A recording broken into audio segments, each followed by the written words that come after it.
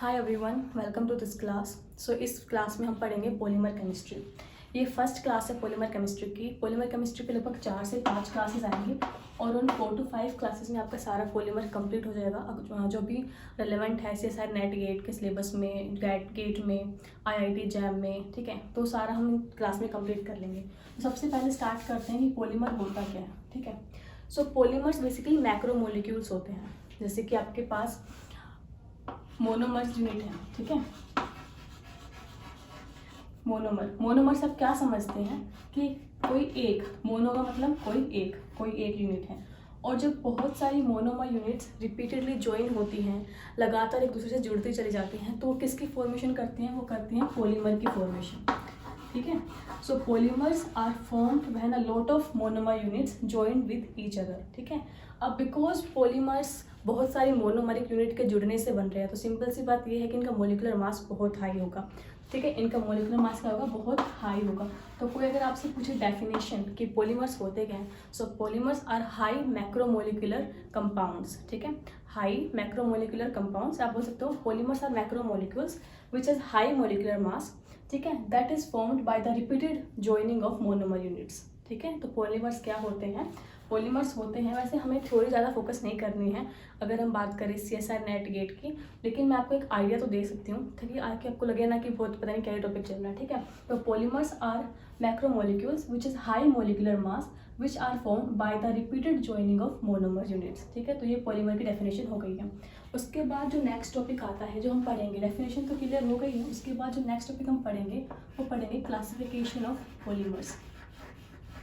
Classification of polymers. अब देखो, polymers को हम वैसे तो बहुत सारे तरीक़ों से क्लासिफाई करते हैं, ठीक है, बहुत सारे डिफरेंट तरीक़ों से, जैसे कि नेचुरल पॉलीमर्स, सिंथेटिक पॉलीमर्स, या फिर एडिशन पॉलीमर्स, कंडेंसेशन पॉलीमर्स, ठीक है। लेकिन ये सारा क्लासिफिकेशन जो है, थर्मोप्लास्टिक पॉलीमर्स होते हैं, इलास्टिक पॉलीमर्स जो होते हैं, लेकिन ये सारे क्लासिफिकेशन ना हमारे गेट के या फिर नेट के रेफरेंस में यूज़फुल नहीं है। अगर मैं आपको बताऊँ ना, हम कोई भी चैप्टर पढ़ना स्टार्ट करते हैं तो उसको हम 3 पार्ट्स में डिवाइड कर देते हैं, ठीक है। Level first, level second, level third. तो लेवल फर्स्ट वाला जो आपके 11th-12th में होता है, लेवल सेकंड जो आप जब सब्जेक्टिव पेपर देते हो केमिस्ट्री का, जैसे कि आपके BSc में, MSc में, या फिर UPSC ऑप्शनल लिखते हो आप, तो उसमें सब्जेक्टिव होता है, उसमें हम लेवल 2 पढ़ते हैं, उसमें हम थ्योरी पार्ट पे ज़्यादा ध्यान देते हैं। और थर्ड होता है नेट गेट वाला, जहाँ पे theory come, numericals and concept ज़्यादा स्ट्रॉन्ग होने चाहिए। तो जो वो क्लासिफिकेशन है कि हम पढ़ रहे नेचुरल पॉलीमर्स, सिंथेटिक पॉलीमर्स, जो वो वाला क्लासिफिकेशन है वो यूज़फुल है अगर आप UPSC ऑप्शनल के लिए तैयारी कर रहे हो, वहाँ पे आ जाते हैं, ठीक। लेकिन मैं बात कर रही हूँ अभी जो आपके 2 महीने तक वीडियोस आएंगे ना चैनल पे, वो सारे नेट के रिगार्डिंग आएंगे, क्योंकि नेट जून 2023 में 6 से 8 की डेट आ चुकी है टेनेटिव। तो हम जो भी अभी मैं पूरा सिलेबस कंप्लीट कराऊंगी इन 2 महीनों में, तो जो भी चीज़ें आएंगी ना, that will be regarding the net, okay. तो हम लेवल 3 पढ़ेंगे। अगर हम इलेक्ट्रोकेमिस्ट्री पढ़ रहे हैं, अगर हम काइनेटिक्स पढ़ रहे हैं, whatever we are studying ना, वो लेवल 3 की आएगी। मतलब हम थ्योरी पे कम, न्यूमेरिकल्स एंड कंसेप्ट पे ज़्यादा फोकस करेंगे।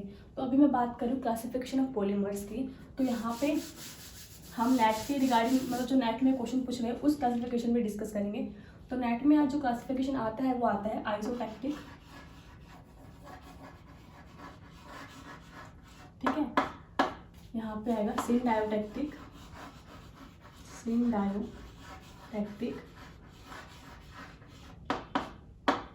और थर्ड आता है आपका हेटेरोटैक्टिक,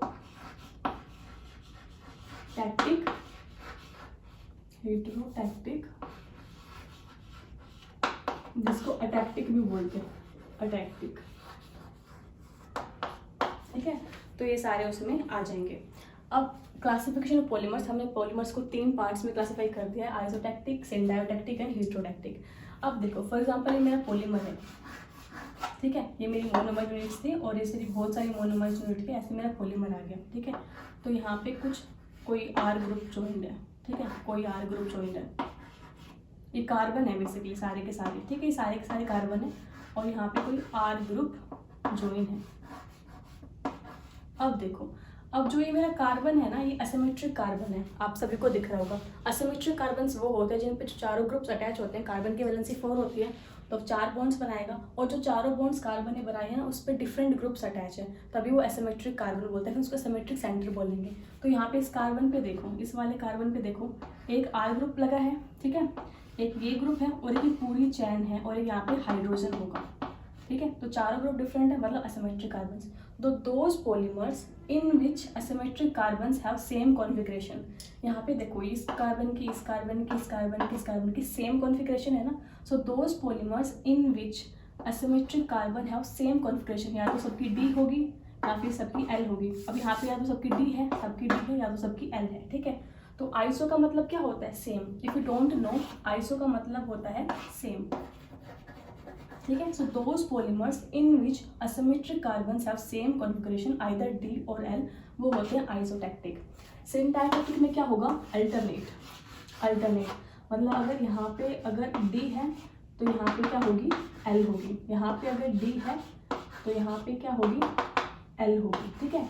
तो syntactic are those polymers in which alternate asymmetric carbons have same configuration. यहाँ पे अल्टरनेट की सेम कॉन्फिगरेशन है ना, इसमें सबकी सेम कॉन्फिगरेशन थी, आइसो में मतलब सेम, सबकी सेम है। सिंटैक्टिक में क्या है? अल्टरनेट सेम कॉन्फिगरेशन है। और हेटेरोटैक्टिक में कोई भी ऑर्डर फॉलो नहीं होता, रैंडम कॉन्फिगरेशन होती है। यहाँ पे 3 की D होगी, 1 की L हो गई, ऐसे। या फिर क्या हुआ, 3 यहाँ पे किसी की L हो गई, मतलब कॉन्फिगरेशन, यहाँ पे D हो गई, यहाँ से फिर से D हो गई, यहाँ पे फिर ऐसे L हो गई, ठीक है। मतलब ऐसे, मतलब इसमें कोई ऑर्डर फॉलो नहीं होता, ठीक है। तो isotactic those polymers which in which asymmetric carbons have same configuration, ठीक है, वो होते हैं आइसोटैक्टिक। सिंटैक्टिक में अल्टरनेट की सेम होगी, और अटैक्टिक में कोई भी ऑर्डर फॉलो नहीं होता है, ठीक है। यहाँ तक आई थिंक आपको समझ में आ गया होगा। उसके बाद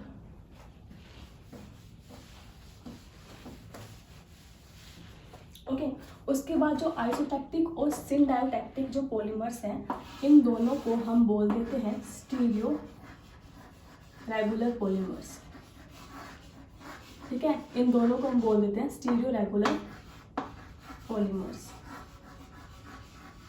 ओके। सो कभी कभी एग्जाम में मतलब क्वेश्चन आया हुआ है, नेट के एग्जाम में क्वेश्चन आया हुआ है, या फिर पता नहीं नेट में या मतलब हाई किसी में आया हुआ है कि पूछा हुआ था आइसोटैक्टिक, सिंटैक्टिक, हेटेरोटैक्टिक, ये भी वन था और एक और ऑप्शन गिवन था, और उसमें पूछा गया था कि स्टीरियो रेगुलर पॉलीमर्स कौन से, और A, B, B, C, C, D ऐसे ऑप्शंस थे। तो आइसोटैक्टिक एंड सिंटैक्टिक पॉलीमर्स को जॉइन टुगेदर, मतलब दोनों को एक साथ हम स्टीरियो रेगुलर पॉलीमर्स भी बोलते हैं। और हम एक कैटलिस्ट यूज़ करते हैं जो कि बहुत फेमस कैटलिस्ट है, that is Ziggler NATA catalyst, Ziggler NATA catalyst, ठीक है। जिगलर नाटा कैटलिस्ट को हम यूज़ करते हैं basically to synthesise stereo regular polymers, ठीक है। अब एग्जाम में ये क्वेश्चन आया है बेसिकली, प्रीवियस क्वेश्चन में जिगलर नाटा का आपसे फॉर्मूला पूछा था, और ये पॉलीमर से नहीं OMC से आया था, ठीक है। तो सारी केमिस्ट्री एक दूसरे से रिलेटेड है, तो ये मत सोचना कि ये मतलब इंपॉर्टेंट नहीं है, ठीक है। तो जिगलर नाटा कैटलिस्ट का सिंपल एग्जैक्ट फॉर्मूला पूछा था, तो आपको कैटलिस्ट के जो फेमस कैटलिस्ट है उनके फॉर्मूलेस पता होने चाहिए। एक तो डायरेक्टली भी पूछ सकते हैं, या फिर मैच द फॉलोइंग करके बहुत क्वेश्चंस आते हैं नाइट में कि जिगलर नाटा कैटलिस्ट ये है, विल्किंसन कैटलिस्ट ये है, ठीक है, क्रैबट्री ये है, तो मैच करो। तो वैसे इसका फॉर्मूला होता है जिगलर नाटा का प्लस ट्राई इथाइल एल्यूमिनियम। सो ये फॉर्मूला होता है जिगलर नाटा कैटलिस्ट का, और ये आपको बिल्कुल नोट डाउन करना है, ठीक है। तो अब तक हमने क्या पढ़ा है? पॉलीमर्स की डेफिनेशन, क्लासिफिकेशन ऑफ पॉलीमर्स, और यहाँ पे जिगलर नाटा कैटलिस्ट का फॉर्मूला देखा है, तो ये इतना इंपॉर्टेंट था, ठीक है। उसके बाद हम बात करते हैं डिग्री ऑफ पॉलीमराइजेशन की, ओके। उसके बाद हम बात करते हैं जो हमारा नेक्स्ट फर्स्ट टॉपिक हमने कर लिया क्लासिफिकेशन ऑफ पॉलीमर्स, ठीक है। अब हम पढ़ते हैं डिग्री ऑफ पॉलीमराइजेशन।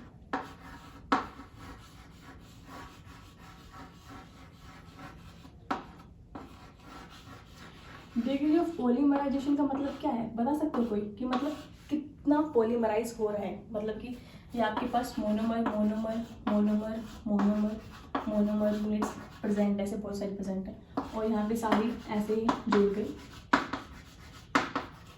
इन्होंने पॉलीमर बना लिया, ठीक है। और एक यहाँ पे सिर्फ इतनी ही जुड़ी और यहाँ पे रिएक्शन रुक गई, मतलब ये बहुत सारी मोनोमर यूनिट्स थी। तो एक केस में क्या हुआ है, फर्स्ट केस में कि इतनी सारी मोनोमर यूनिट्स बन के इतना बड़ा पॉलीमर बना लिया, और एक में सिर्फ 2 ही बना पाए, फिर वो स्टॉप हो गई। और ऐसा बिल्कुल भी नहीं है कि आपने 1000 के 1000 मोनोमर्स रख दिए तो वो 1000 के 1000 ज्वाइन हो जाएंगे, ऐसा बिल्कुल भी नहीं है। एक लिमिट होती है, क्या पता इतनी ही उसकी लिमिट हो, उससे ज़्यादा वो हैंडल ही ना कर पाए और चेन ब्रेक हो जाए। तो स्टेबल कंपाउंड बनना चाहिए ना, केमिस्ट्री की बात ये है कि स्टेबल कंपाउंड बनना चाहिए। अब मैं बनाए जाती हूँ बहुत लंबा सारा मोनोमर्स और वो उसके जो स्ट्रेंथ होते हैं इतने वीक हो जाते हैं, फिर बीच में से टूट जाता है, तो ऐसे नहीं चलेगा, ठीक है। मतलब एक लिमिट होती है और केमिस्ट्री में हर चीज़ स्टेबिलिटी के लिए होती है, ठीक है। तो एक मोनोमर की सिर्फ इतनी लिमिट थी। तो अब मुझे आप बताओ कि केस फर्स्ट में डिग्री ऑफ पॉलीमराइजेशन जाता है या फिर सेकंड में जाता है। तो कोई भी नॉर्मल से एवरेज स्टूडेंट बता देगा कि सेकंड केस में जो डिग्री ऑफ पॉलीमराइजेशन है वो जाता है, ठीक है। मतलब कि डिग्री ऑफ पॉलीमराइजेशन मतलब कितनी उसकी कैपेबिलिटी है टू पॉलीमराइज, तो ये होता है डिग्री ऑफ पॉलीमराइजेशन, ठीक है। The capacity of monomers to form the polymer is known as the degree of polymerisation. हम ज़्यादा थ्योरी नहीं मैं लिखवाऊंगी कि मैं लिखवाऊँ, आप बस कंसेप्ट समझिए, ठीक है। तो डिग्री ऑफ पॉलीमराइजेशन का कि हम 3 से 4 फॉर्मूले पढ़ेंगे इस वीडियो लेसन्स में। सबसे पहला है डिग्री ऑफ पॉलीमराइजेशन को हम पी से नोट करते हैं या फिर एन से नोट कर देते हैं, ठीक है, क्योंकि पी से हम एक और टर्म पढ़ेंगे इस चैप्टर में तो कन्फ्यूजन ना हो इसलिए। तो क्या होगा ये molecular mass of polymers upon में मोलिकुलर मास ऑफ मोनोमर, ठीक है, ये पता होना चाहिए। तो n is the degree of polymerisation, m is the molecular mass of polymers and m is the molecular mass of monomer. अब देखो ना, जैसे कि मैं बता रही हूँ आपसे कि एक मेरी मोनोमर यूनिट्स है, मेरी मोनोमर यूनिट है, उसका वेट जो है वो 2 ग्राम है, ठीक है। अब मेरी बहुत सारी मोनोमर यूनिट्स क्या हो गई, जुड़ गई, ठीक है। तो इसका वेट है कितना 10 ग्राम। तो मुझसे पूछा degree of polymerisation find out करो, तो डिग्री ऑफ पॉलीमराइजेशन क्या होगा मेरा 10/2 दैट इज 5। और इसी कोई यूनिट नहीं होगी क्योंकि ऊपर भी मास है नीचे भी मास है, ठीक है। तो it is a unitless quantity. तो डिग्री ऑफ पॉलीमराइजेशन का फर्स्ट फॉर्मूला है आपका mass of polymer divided by mass of monomer. I think ये समझ में आ गया होगा, ठीक है, डिग्री ऑफ पॉलीमराइजेशन क्या होता है। उसके बाद हम बात करते हैं डिग्री ऑफ पॉलीमराइजेशन ही देखेंगे बट उसके डिफरेंट फॉर्मूलाज देखते हैं हम। ऑलराइट, तो जैसे कि मैंने आपको बताया था कि डिग्री ऑफ पॉलीमराइजेशन के हम 3 से 4 फॉर्मूलेस पढ़ेंगे, क्योंकि एक कभी भी ऐसा होता है ना कि आपको आप क्वेश्चन करने बैठ गए, न्यूमेरिकल करने बैठ गए और आपसे पूछ लिया कि degree of polymerisation find out करो, लेकिन अब आप बोलोगे कि मैम ने तो कहा था ये वाला फॉर्मूला होता है और यहाँ पे मास तो गिवन ही नहीं है, तो मतलब मैम ने पढ़ाया ही नहीं, क्या ही पढ़ा दिया। तो same thing will come in your mind, right. तो एक ही चीज़ को निकालने के ना केमिस्ट्री में बहुत सारे फॉर्मूलेस होते हैं और हमको सारे फॉर्मूलेस का आइडिया होना चाहिए, ठीक है। तो मैं अभी वो बता रही हूँ आपको, आप देखो यहाँ पे। तो डिग्री ऑफ पॉलीमराइजेशन का ये वाला फॉर्मूला तो हम ऑलरेडी डिस्कस कर चुके हैं। अब हम ये बाकी 2 फॉर्मूले कैसे ड्राइव किए मैंने वो आपको मैं समझाऊंगी। देखो मेरा एक मोनोमर था A और एक था B। ऐसा ज़रूरी नहीं है कि मोनोमर्स एक ही तरीके के जुड़ते रहेंगे, ठीक है। 2 से और 3 और 4 डिफरेंट काइंड के मोनोमर्स जुड़ सकते हैं, ठीक है। तो मैंने मान लिया कि एक मेरा मोनोमर है A जिसकी इनिशियल अमाउंट A0 है टाइम 0 पे, जब बिल्कुल भी पॉलीमर्स बनना स्टार्ट नहीं हुए हैं, तो A की अमाउंट A0 है और B की अमाउंट भी A0 है। अब बिकॉज पॉलीमराइजेशन स्टार्ट ही नहीं हुआ है तो obvious thing is that polymer is 0, polymer 0 है, ठीक है। अब टाइम T हुआ है और टाइम T पे क्या हुआ है, कुछ ना कुछ पॉलीमर प्रोड्यूस हुआ है। अब कुछ ना कुछ पॉलीमर अगर बन गया है तो सिंपल सी बात यह है कि मेरी A0 भी चेंज हुई होगी ना। इनिशियल कंसंट्रेशन जो थी मेरी मोनोमर्स की, A0 आपकी इनिशियल कंसंट्रेशन है मोनोमर की, वो चेंज होकर AT हो गई, मतलब इनिशियल मतलब कि the concentration of monomers at time T, ठीक है। तो यहाँ पे बस समझो आप क्या है, A0 is the initial concentration of monomer and AT is the concentration of monomer at time T, ठीक है, and X is the amount of polymer that is produced at time T। अब आप देखो, अगर हमें कंसंट्रेशन फाइंड आउट करनी है monomers की टाइम T पे तो कितनी होगी वो, ऑब्वियस थिंग इज दैट अगर हम इनिशियल कंसंट्रेशन में से X को माइनस कर दें उसके इक्वली होगी ना, कि कितना इनिशियली प्रेजेंट था और कितना अभी बन चुका है, तो उसको अगर माइनस कर देंगे तो हमारी अभी कितनी कंसंट्रेशन है मोनोमर के टाइम T पे वो हमारी आ जाएगी, ठीक है। यहाँ से हमने X की वैल्यू निकाल ली। X की वैल्यू क्या, X क्या है हमारा कि कितना पॉलीमर बना है, तो कितना पॉलीमर बना है A0 minus AT, initial concentration में से टाइम T पे जो कंसंट्रेशन उसको माइनस कर दिया, तो ये हमारा X आ गया, अमाउंट ऑफ पॉलीमर प्रोड्यूस्ड। तो ये भी आपको याद होना चाहिए, हो सकता है न्यूमेरिकल में आपसे पूछ ले, the initial concentration is this and the concentration at time T is this, find how much polymer is produced, so you should know this formula। तो ये फॉर्मूला आपको यहाँ पे ज़रूर से याद रखना है। उसके बाद मैं एक चीज़ और पढ़ाती हूँ आपको, वो है फ्रैक्शन ऑफ पॉलीमराइजेशन। ठीक है, या फिर फ्रैक्शन ऑफ मोनोमर रिएक्टेड, दोनों सेम ही बात है। Fraction of polymerisation is equal to fraction of monomer reacted, क्योंकि ऑब्वियस सी बात है अगर मोनोमर रिएक्ट करेंगे तभी तो पॉलीमर्स बनेंगे, है ना। हो गया ये, इसको हम पी से डिनोट कर रहे हैं। तो अभी याद आया मैंने क्यों डिग्री ऑफ पॉलीमराइजेशन को एन से डिनोट किया है, क्योंकि हम एक और टर्मिनोलॉजी पढ़ने वाले थे जिसको हमने पी से डिनोट किया है। और बेसिकली आपके एग्जाम्स में ना भी यही टर्मिनोलॉजी यूज़ होती है, तो आप कंफ्यूज ना हो एग्जाम में क्वेश्चन देख के, तो मैंने वही सेम जो नोटेशन है यहाँ पे यूज़ कर रही हूँ। ऑलराइट, तो जो P है that is fraction of monomer reacted को हम P से डिनोट कर रहे हैं। और किसी भी चीज़ की फ्रैक्शन अगर आपको फाइंड आउट करनी होती है तो पता है कैसे फाइंड आउट करते हैं कि अभी कितनी अमाउंट है और टोटल अमाउंट कितनी थी।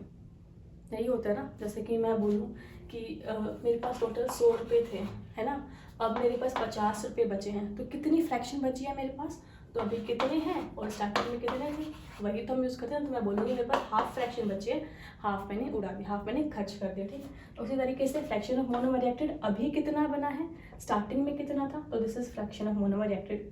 तो ये आपका फॉर्मूला होगा, ये फॉर्मूला भी आप इंपॉर्टेंट है, याद रखना, ये आपको याद रखना ही है, बिल्कुल बिल्कुल, ठीक है। यहाँ से मैंने x की वैल्यू फाइंड आउट की, x की वैल्यू क्या आई, मैं इसको इधर ले गई ए नोट को, तो ये मेरा x आ गया यहाँ पे इतना। अब ये वैल्यू मैंने आपको बताई थी, ठीक है। अब x की वैल्यू को हम यहाँ पे पुट करेंगे, हमने पुट की ये वैल्यू यहाँ पे, ठीक है। x की जगह p ए नोट रखा, ए नोट माइनस 80। अब हमने पूरी इस इक्वेशन को, इस पूरी इक्वेशन को ए नोट से डिवाइड कर दिया।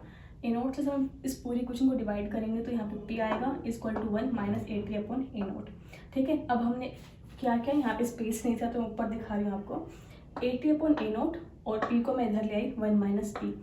अब ये हमें फॉर्मूला बनाना है, किसका बनाना है फॉर्मूला, डिग्री ऑफ पॉलीमराइजेशन का। लेकिन डिग्री ऑफ पॉलीमराइजेशन में क्या होता है, ए नोट अपॉन 80, तो हमने इसका रेसिप्रोकल कर दिया, रेसिप्रोकल किया तो 1 अपॉन 1 माइनस p, तो ये आपका डिग्री ऑफ पॉलीमराइजेशन आ गया, ठीक है। अब मैं एक बार आपको रिकैप करा देती हूँ सारी चीज़ों का।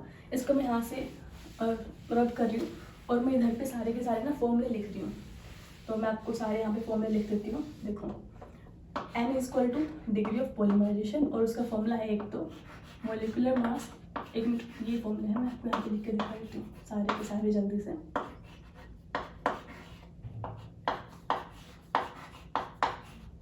देखो आप कुछ भी पढ़ रहे हो ना आप केमिस्ट्री में, ऑर्गेनिक में या फिर फिजिकल में, स्पेसिफिकली अगर फिजिकल में आप कुछ पढ़ रहे हो ना, तो फिजिकल में अगर आप नेट में अपनी कमांड स्ट्रॉन्ग करना चाहते हो ना, मतलब न्यूमेरिकल्स पे, सिंपल सी बात है, कंसेप्ट स्ट्रॉन्ग कर लो और फॉर्मूलेज याद कर लो सारे। और फॉर्मूलेज आपने याद कर लिए है ना, तो उसमें ये पता होना चाहिए कि m यहाँ पे क्या है, m यहाँ पे मोल कंसनट्रेशन है, मोलर कंसनट्रेशन है, यहाँ पे m मोलिकुलर मास है, वो पता होना चाहिए। तो यहाँ पे m क्या है, मोलिकुलर मास ऑफ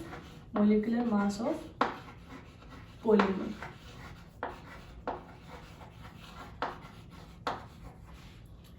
m क्या है, molecular mass of monomer,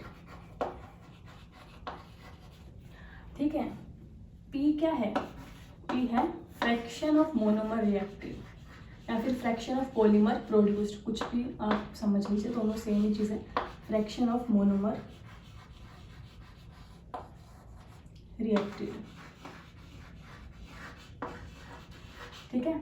A naught is the initial concentration of monomer, initial concentration of monomer, ये मैं शॉर्ट फॉर्म में लिख रही हूँ, आप ना आराम से लिख लेना। और 80 is the concentration of monomer at time t, concentration of monomer at time t, concentration of monomer at time t, ठीक है। एक फॉर्मूला ये हो गया। एक फॉर्मूला आपसे पूछ सकते हैं कि मुझे बताओ, फॉर्मूला बताओ, एक फॉर्मूला आपको याद रखना है, एक फॉर्मूला, फर्स्ट फॉर्मूला, ठीक है। सेकंड फॉर्मूला मैं यहाँ पे लिख देती हूँ। सेकंड फॉर्मूला आपको याद रखना है p का, p क्या है, fraction of monomer reacted is equal to amount of polymer produced upon में इनिशियल कंसंट्रेशन ऑफ मोनोमर, ठीक है। So this is the second formula. p क्या है ये मैं लिख चुकी हूँ, दोबारा लिखने का कुछ फायदा नहीं है। x नहीं लिखा है यहाँ पे तो x लिख देती हूँ, x है amount of polymer produced, amount of polymer produced. तो दूसरा फॉर्मूला ये हो गया। और एक फॉर्मूला और पढ़ा था दैट इज x, कितना पॉलीमर प्रोड्यूस हुआ है, तो ए नोट माइनस 80 था ना, तो एक ये फॉर्मूला याद किया और सारे के सारे टर्म्स क्या हैं यहाँ पे मैं सारे लिख चुकी हूँ। तो बेसिकली इस वीडियो में हमको यही पढ़ना था, जैसे कि मैंने आपको बताया था कि इसमें हम पढ़ेंगे पॉलीमर्स क्या होते हैं, then classification of polymers, then degree of polymerization. तो ये सारी चीज़ें हमने इसमें पढ़ी है। तो एक बार मैं रिकैप करा देती हूँ, शॉर्ट सा रिकैप करा देती हूँ, ठीक है। पॉलीमर्स होते हैं मैक्रोमोलिक्यूल्स जिनका मोलिकुलर मास बहुत हाई होता है। जब बहुत सारी मोनोमर यूनिट्स जुड़ती हैं तो पॉलीमर्स बनते हैं। क्लासिफिकेशन पॉलीमर्स में हमने पढ़ा था आइसोटैक्टिक, सिंटायोटैक्टिक एंड अटैक्टिक, जिसको हम हेटेरोटैक्टिक भी बोलते हैं। आइसोटैक्टिक में सारी जो कॉन्फ़िगरेशन थी ना असिमेट्रिक कार्बन की, वो सेम थी, ठीक है। सिंटायोटैक्टिक में क्या था, अल्टरनेट जो आपके सिमेट्रिक सेंटर्स थे उनकी कॉन्फ़िगरेशन सेम थी। और जो तीसरा था अटैक्टिक, उसमें रैंडम कॉन्फ़िगरेशंस थी, ठीक है। और आइसोटैक्टिक को और सिंटायोटैक्टिक को हम साथ में स्टीरियो रेगुलर पॉलीमर्स ही बोलते हैं। और इसको हम सिंथेसाइज करने के लिए हम जिग्नोडाटा कैटलिस्ट का यूज़ करते हैं। उसका फॉर्मूला मैंने आपको बता दिया था। उसके बाद डिग्री ऑफ पॉलीमराइजेशन पढ़ाया था मैंने, उसके ये 3 फॉर्मूलाज हैं, ये आपको टिप्स भी होने चाहिए। उसके बाद आज की वीडियो में सिर्फ इतना ही पढ़ाना था। नेक्स्ट क्लास में पढ़ेंगे हम चैन लेंथ वगैरह के बारे में और थोड़ी बहुत बेसिक टर्म्स पढ़ेंगे। और थर्ड वीडियो में मैं पढ़ाऊंगी आपको नंबर एवरेज मोलिकुलर मास। तो 3 वीडियोस ये आएंगी। और फोर्थ में मैं आपको पढ़ाऊंगी कि इथेन मोनोमर अगर इथेन है तो पॉलीमर पॉलीइथेन है, ठीक है। फिर ऐसे इस तरीके से जो आ जाते हैं क्वेश्चंस उस, और एक दो टॉपिक और बचेंगे। वो तो 4 वीडियोस में ना पॉलीमर्स कंप्लीट करा दूंगी। और बिल्कुल जो भी पढ़ाऊंगी बिल्कुल रेलेवेंट होगा एग्जाम से, तो एक भी क्लास मिस मत करना। 30 अप्रैल को मैं एक शेड्यूल रिलीज़ करूँगी जिसमें मैं बताऊंगी कि किस दिन क्या क्लास आएगी और उसमें हम क्या टॉपिक कवर करेंगे। 2 महीने तक इस चैनल से जुड़ जाइए। And just that's all for this video. Thank you so much for watching.